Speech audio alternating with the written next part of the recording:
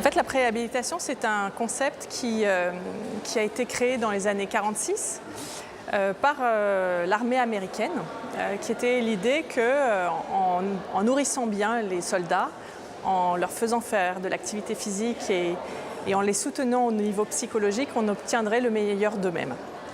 Et en fait, le principe de préhabilitation, c'est quelque chose qui est assez spontané dans la population. On se dit que pour se préparer à un marathon, il faut se préparer physiquement, nutritionnellement et psychologiquement. Et en fait, le concept de la préhabilitation en gériatrie, il se justifie parce qu'on a des patients qui sont à haut risque de faire des événements après, par exemple, une chirurgie, qui vont être réhospitalisés, qui vont perdre de l'autonomie. Et donc, on est dans une situation de risque de ce qu'on appelle le déconditionnement gériatrique. Et c'est à ce titre qu'on se dit que la préhabilitation peut apporter un bénéfice pour optimiser la situation de ces patients avant même de les prendre en charge, notamment pour des chirurgies lourdes. C'est basé sur une évaluation gériatrique, effectivement, puisqu'on va prendre le patient dans l'état de santé où il est.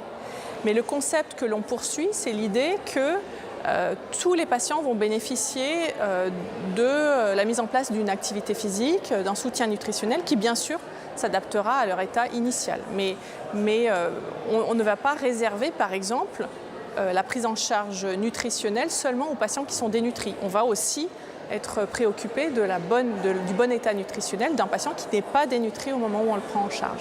Aujourd'hui, on n'a pas énormément d'informations concernant l'impact réel de la préhabilitation, tout simplement parce que les interventions sur la préhabilitation sont extrêmement hétérogènes. Donc il y a eu différentes études qui se sont intéressées à des analyses systématiques de ces interventions.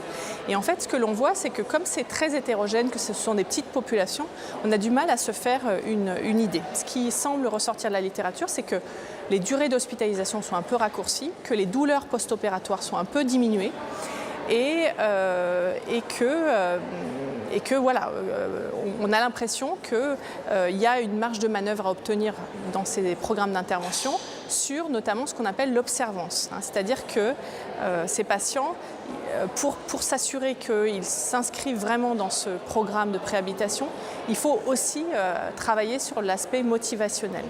Aujourd'hui, 71% des chirurgiens sont prêts, si on démontre scientifiquement que la préhabilitation diminue le risque post-opératoire, de repousser une intervention chirurgicale de 4 semaines pour préparer les malades.